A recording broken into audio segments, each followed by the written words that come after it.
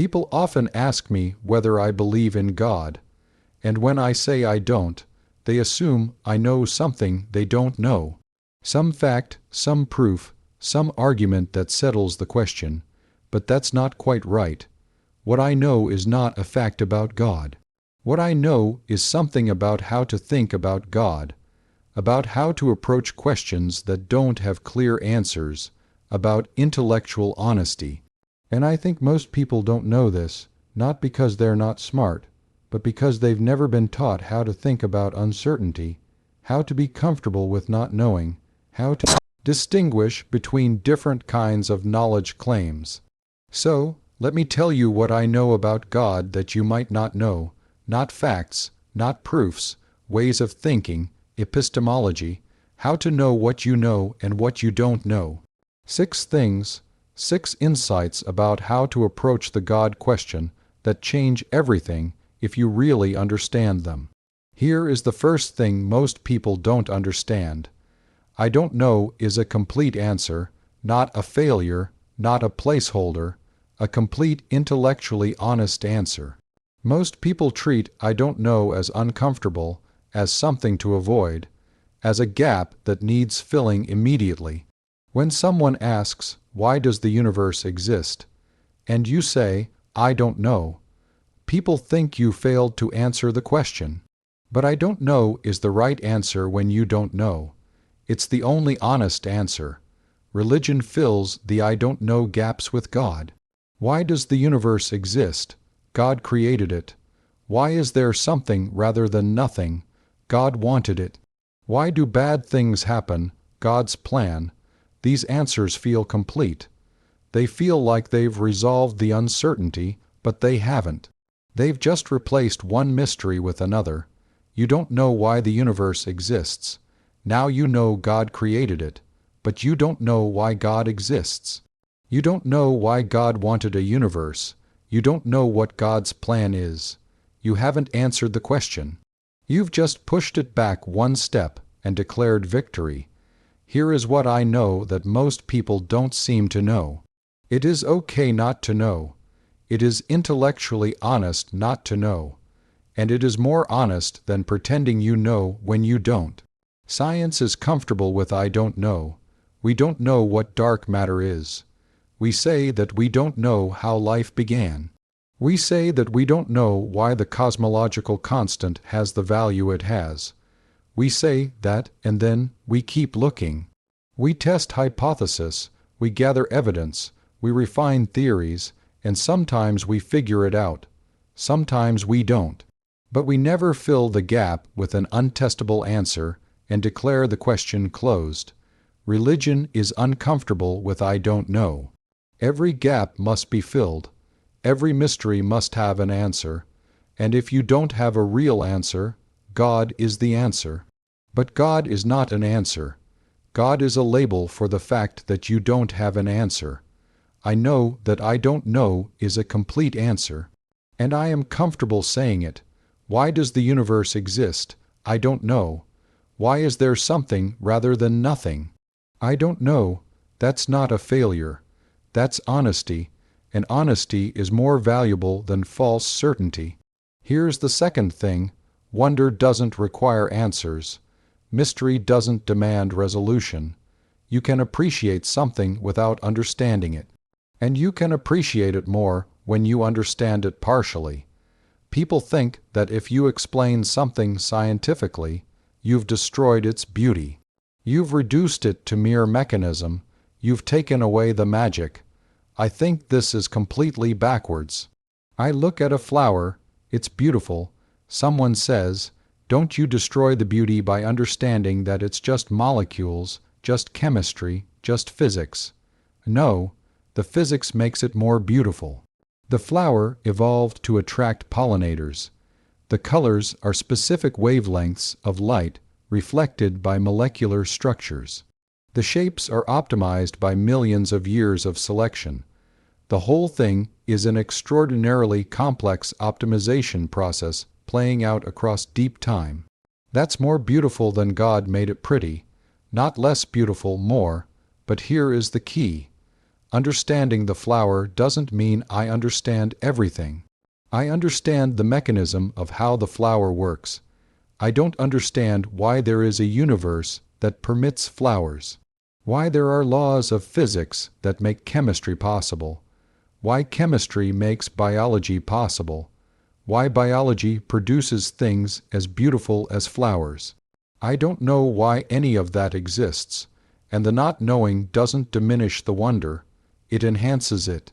Most people think wonder requires mystery. If you explain something, you've taken away the wonder. So, they protect mystery.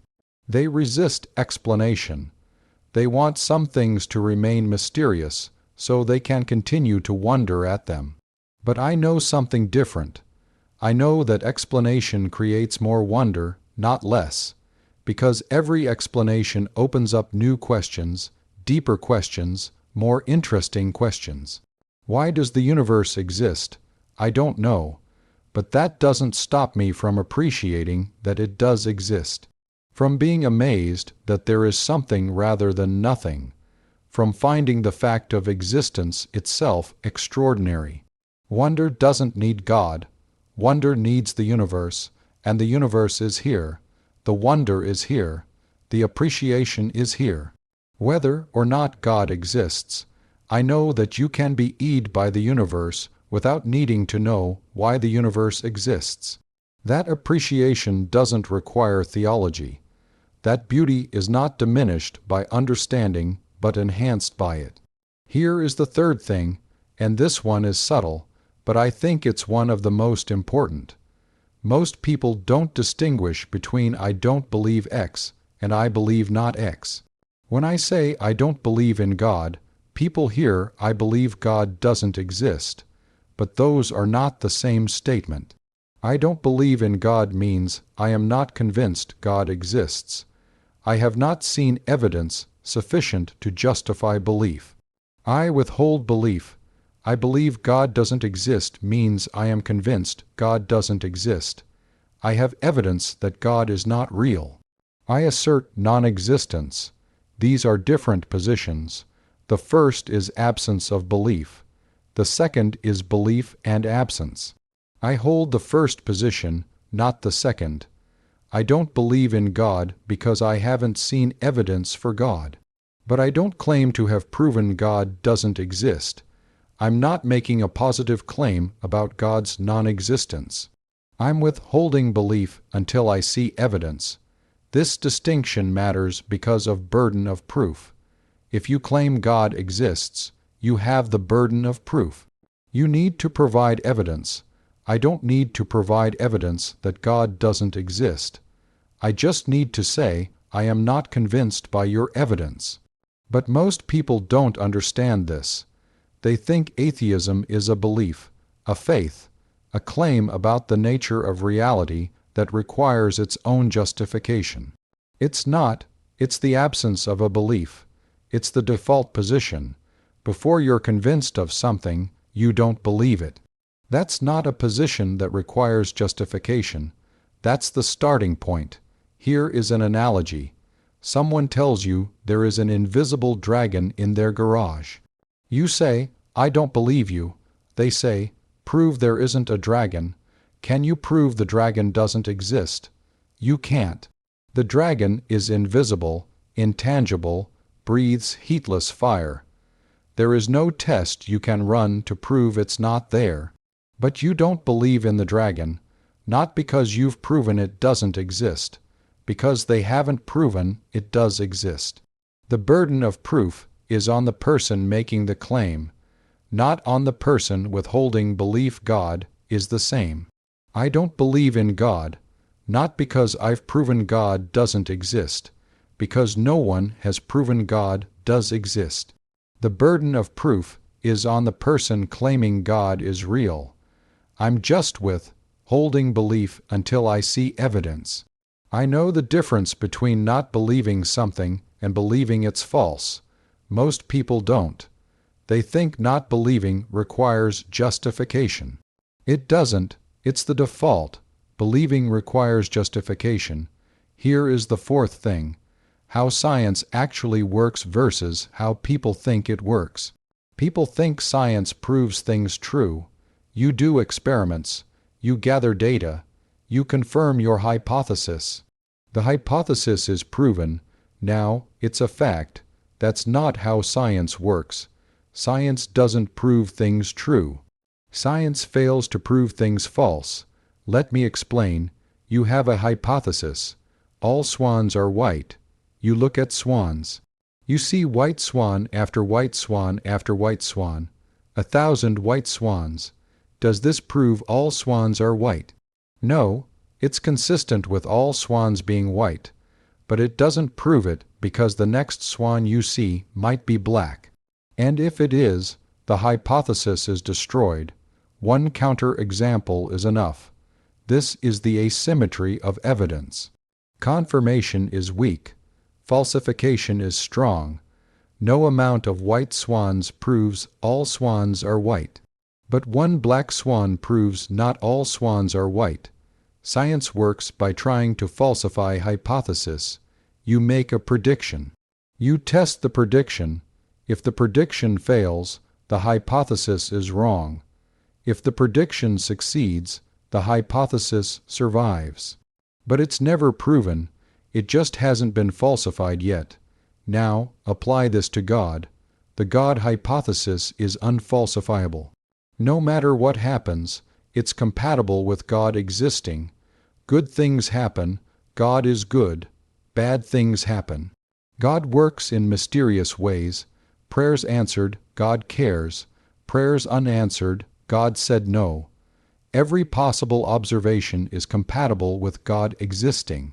Which means the God hypothesis makes no predictions, which means it can't be tested, which means it's not scientific. Unfalsifiable claims are not scientific, not because scientists are closed-minded, because science is the process of testing claims. If a claim can't be tested, it's outside science. Does this mean unfalsifiable claims are false? No. It means they're untestable. They might be true. They might be false. But you can't use science to find out. Most people think unfalsifiable is a strength. You can't prove God doesn't exist. Sounds like a defense of God. But unfalsifiable is not a virtue. It's a problem. It means you've made a claim that can't be tested. Which means you've made a claim that tells us nothing about the world. I know how science actually works. Science doesn't prove things true. Science fails to prove things false, and claims that can't be proven false or claims that can't be tested. And claims that can't be tested tell us nothing. God is unfalsifiable, which means God is untestable, which means belief in God is not based on evidence. It's based on faith. And faith is belief without evidence. And belief without evidence is not knowledge. Here is the fifth thing: the willingness to change your mind when evidence changes. I hold beliefs proportional to evidence. When I have strong evidence, I hold strong beliefs. When I have weak evidence, I hold weak beliefs. When I have no evidence, I hold no belief. And when evidence changes, my beliefs change.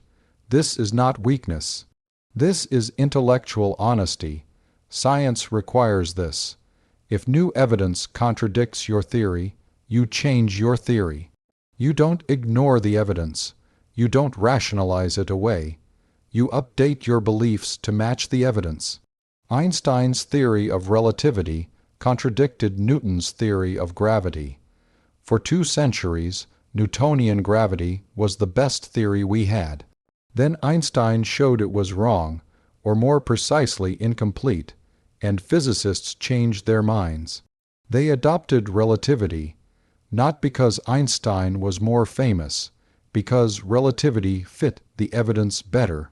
This is how science works. Evidence determines belief. New evidence changes belief.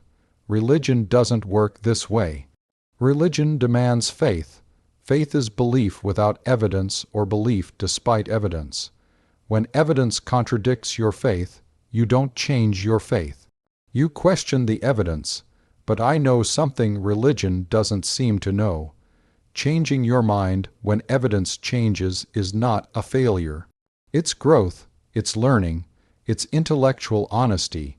If you showed me evidence for God, real evidence, testable evidence, evidence that couldn't be explained without God, I would believe in God. I'm not opposed to believing in God. I'm opposed to believing in things without evidence.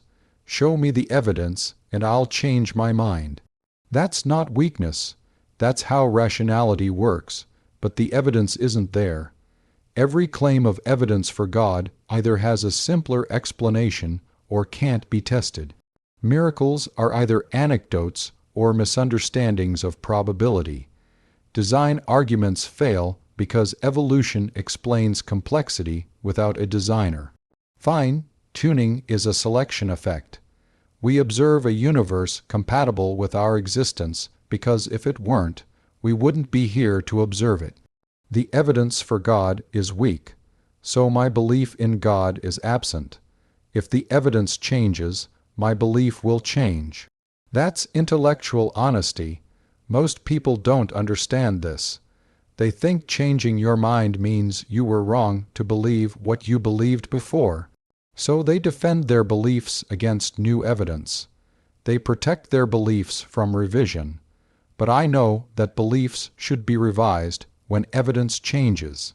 That holding beliefs proportional to evidence is strength, not weakness, and that I would believe in God if the evidence supported it. But it doesn't, and here is the sixth thing, the thing that I think is most important. Most people think God is an explanation. I know it's not. Let me show you what I mean. An explanation is something that increases your understanding, that lets you predict what will happen in new situations, that constrains what you should expect to observe. Gravity explains why apples fall. This is an explanation. Gravity is a force. It pulls objects together. The strength depends on mass and distance. Given this, you can predict that all massive objects will attract each other. You can predict planetary orbits. You can predict tides. The explanation has predictive power. Now consider God makes apples fall. Is this an explanation? It tells you nothing about what will happen in new situations. Will a feather fall? God decides. Will apples fall on the moon? God decides. Will apples fall if you drop them in a vacuum? God decides. God did it as compatible with any outcome. Apples fall. God wanted them to fall. Apples float. God wanted them to float. The answer doesn't constrain what you expect to observe.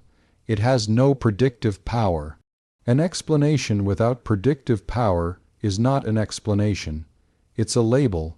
It's a way of saying, I don't know why this happens, but I'm calling the cause God. But calling the unknown cause God doesn't help. You still don't know why it happens. You've just given the unknown a name. People say, God created the universe. Fine. Why did God create the universe? God wanted to. Why did God want to? God had reasons.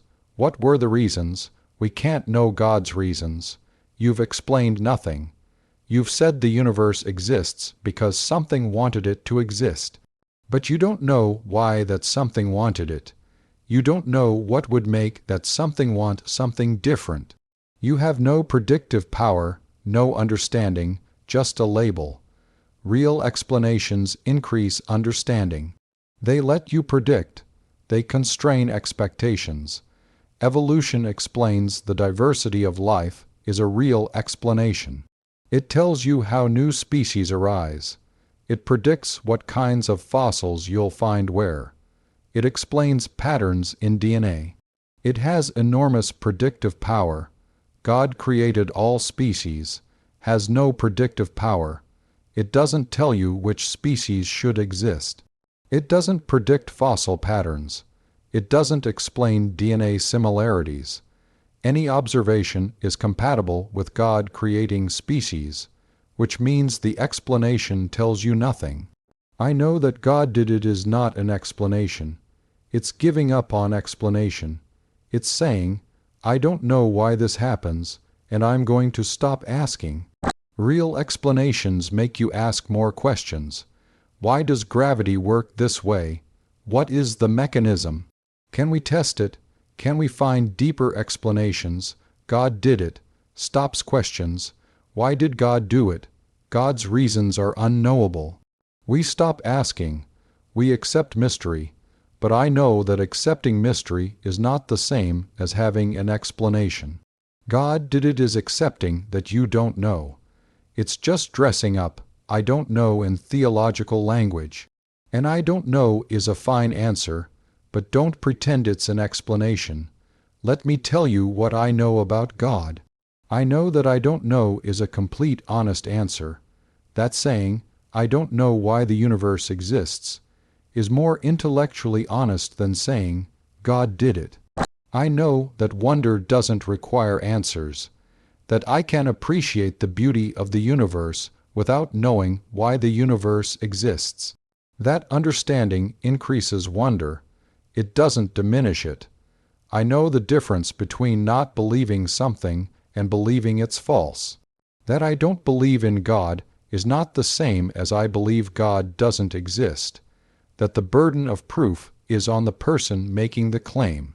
I know how science actually works, that science doesn't prove things true. It fails to prove things false. That unfalsifiable claims are untestable, that God claims are unfalsifiable. I know that intellectual honesty means changing your mind when evidence changes. That I would believe in God if evidence supported it.